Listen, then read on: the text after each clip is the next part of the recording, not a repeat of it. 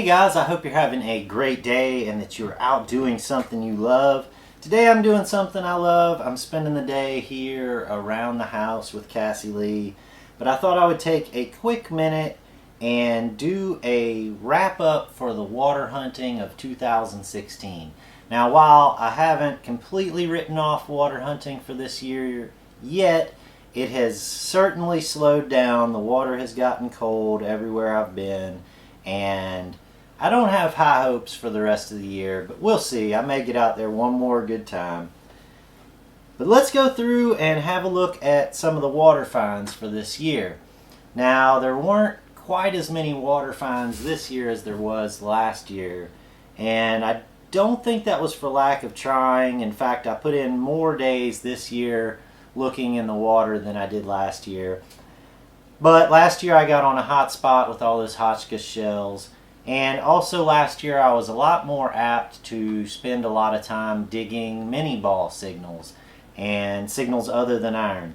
This year I focused on iron very heavily, and I don't think I would have gotten away with as many relics as I did this year if I had not focused on iron. So I'm really happy that I did, and I feel like this was a respectable summer of water hunting. So I want to start with these smaller bins. Now these are all bullets and kind of smalls from different locations where I was hunting this summer.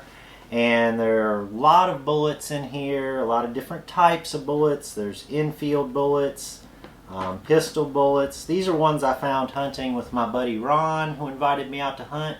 Thank you, Ron. I had a great time. We both found a couple bullets out there.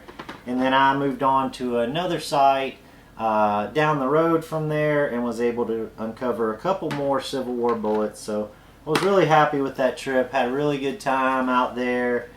Had a crazy hotel experience. If you haven't seen those videos, go back and watch. It was a lot of fun. This bin is from a creek where I had hunted a lot before, and I was able to get in there and recover a few more bullets this year. Found this lightning rod tip, so that was kind of neat. Burnside casings, and quite a few bullets in there this year. Also found this tag, which I thought was neat. It has a guy's name on it and his address, and it was right there basically where I was hunting. So I thought that was kind of neat. His name was James Albright. And I guess this was maybe on a dog or a trap that he had down in the creek, so I kind of like that. In this bin of smalls, there's a pocket knife, this really neat US lock, a pocket watch, 3 Merry Widows tin, and a lot of bullets that have been carved into fishing sinkers, which I liked a lot. And then the Whitworth bullet, which I was real happy to have found that. The little acorn bullet, kind of a neat one. So that was a great place for smalls. And again, here's another location which was mostly just bullets, none of them carved into sinkers or anything spectacular. Now we'll move on to the iron stuff I found this year. And again, there wasn't as much as there was last year, but last year I got into that spot. I think I found 11 Hotchkiss shells in Hotchkiss Creek, and between Dad, Bo, and I, there was 17 that came out of there last year. So it was just an amazing spot. Didn't run into that this year, but I was able to squeak a couple shells out and some other iron relics. First, let's look here at this, what turned out to be a solid shot 12-pound cannonball. I thought this was going to be fused for sure because you can see this kind of hole here. And Bo and I were looking at this, and it looks like someone intentionally chiseled into this shell for some reason. We can't really figure out why they might have done that, but it's definitely a Civil War cannonball found in a really hot battle area, and I love that shell. That was the second shell I found this year. The first one was this tiny baby Hotchkiss, and these are some of the rarest Hotchkiss shells there are, aside from the large ones. And this was the smallest Hotchkiss shell that they made. And when I ran this through electrolysis, it got very fragile, just like an eggshell. It started falling apart and pieces of it started falling off.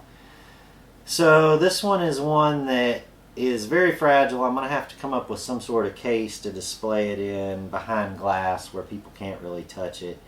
But I'm really glad that I saved that piece of history, because that was my first shell this year, made my year, and then later that day I found this solid shot. And that's all on video. You guys can watch that.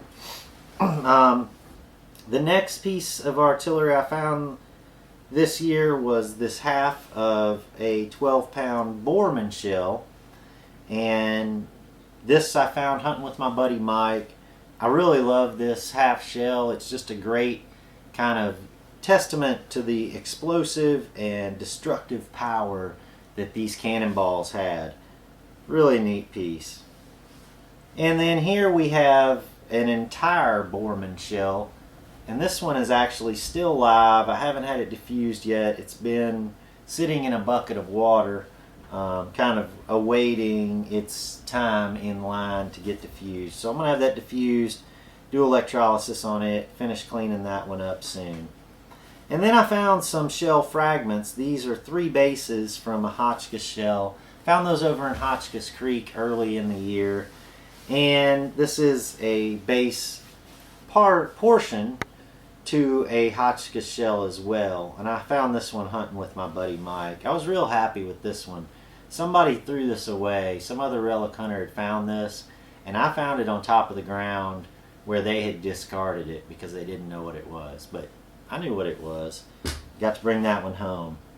And we also found a couple stirrups this year. Found this one, which was kind of tied in this chain, which I tried to preserve it in that state when I was doing electrolysis to it.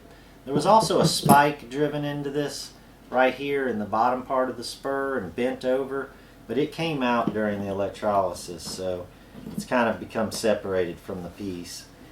And then this other stirrup I found at a major Civil War battle site, and I was really pleased with this. If you guys saw the video, I worked all day, and this was the only real relic I found that day, so it made me real happy. Also found this infield hammer from an infield rifle. Found that when I was hunting with Mike, and in fact I found it the same day I found this half of a Borman shell. And that one actually I found before I found the shell, and that relic made my day. I was good to go home after we found that. I was real happy. And lastly, I will show you this rifle barrel which I found, and I've got that on video as well. You guys can watch that video. It was the only relic I found that day, and it made me exceedingly happy because this was actually on my list this year of things I wanted to find for this year was a rifle, and this was enough to appease me finding this piece of barrel. You can see right here where the nipple attachment was, and there was a drum right here where the nipple came up, and then a hammer like this would slam down, hitting a percussion cap and ignite the powder charge inside of this barrel, shooting a bullet out the end. So these two pieces together made me real happy this year. That was enough of a rifle to check that off of my list for this year. I found some shells this year, which was of course on my list.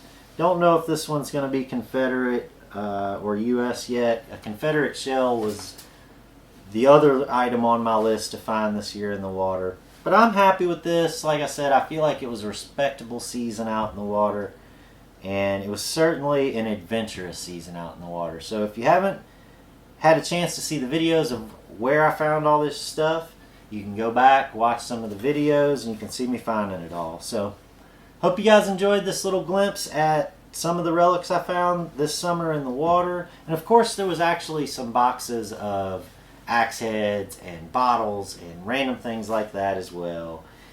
And you know, those relics will get preserved just a little bit more slowly than getting these Civil War relics together. So okay, enough is enough. Hope you guys enjoyed. I'm gonna get out there and start trying to find some relics this fall. You guys stay tuned. We'll see you tomorrow.